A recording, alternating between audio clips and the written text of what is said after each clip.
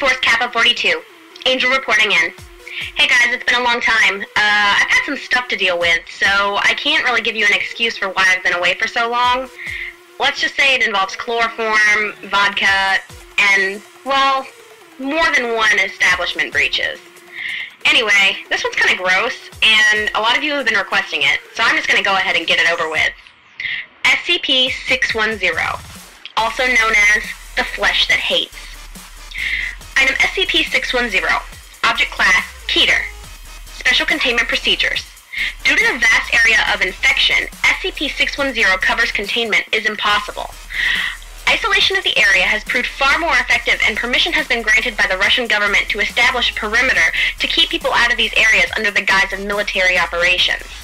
Should any organism displaying traits consistent with SCP-610 be sighted near this perimeter, then the established protocol requires it be engaged at range with firearm until immobile, then dispatched using fire from as far a distance as possible. Any living thing coming into physical contact with an organism infected with SCP-610 is considered expendable and is to be immediately dispatched using fire-based equipment. Any persons coming within 3 meters of SCP-610 infected life are to immediately withdraw from the area, be isolated from the rest of their team, and subjected to medical examination using only remote techniques to determine if infection has occurred, and appropriate steps taken based on that determination. Description: initial reports of SCP-610 came direct from the Russian government through undisclosable channels.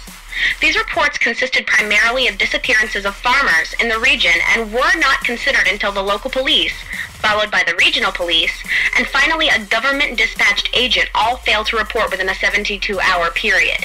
A small military contingent was dispatched to the area and quickly withdrew, at which point the Foundation was contacted to investigate. The area SCP-610 affects is close to Lake Balkai in southern Siberia. Areas of known infection are marked on a map provided to us here. Well, you can't see it, but I'm holding it. Apparently some of you didn't like seeing my face, so I shut off the video for this briefing. SCP-610 appears to be a contagious skin disease at first, with symptoms including rash, itching, and increased skin sensitivity.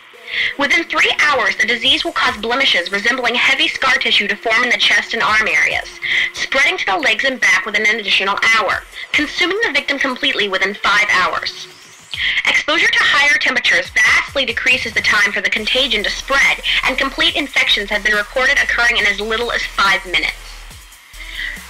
After the completion of the infection occurs, the victim's life functions will cease for approximately 3 minutes, after which time they will restart at 2 to 3 times the activity rate of a normal human.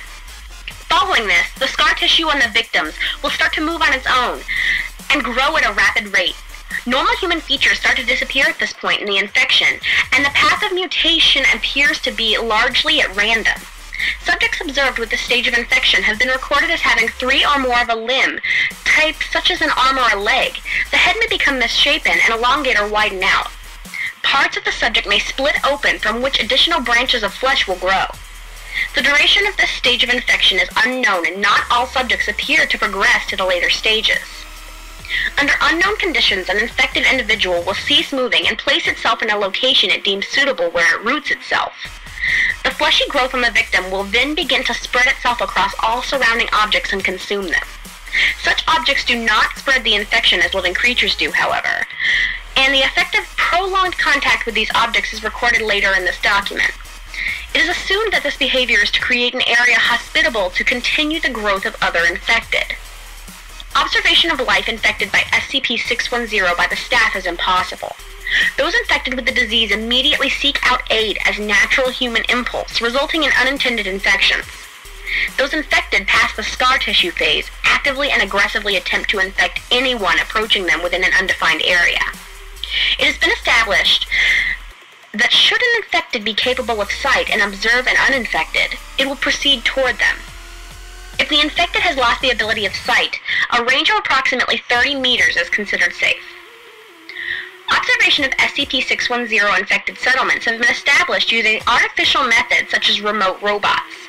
The data returned from these observations, coupled with the openly aggressive nature of the infected to attempt to spread SCP-610, has resulted in the Keter classification. However, so long as nothing is allowed to enter or leave the infected areas, it is considered a neutralized threat.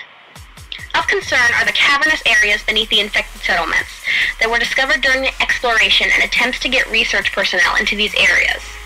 Alright, well, if that wasn't gross enough for you, you should see what I have lined up for next week. Angel, Doc is looking for you. He's running around screaming something about chloroform. I'm coming. Remember, guys, stay safe, stay alert, and if it looks gross, don't touch it.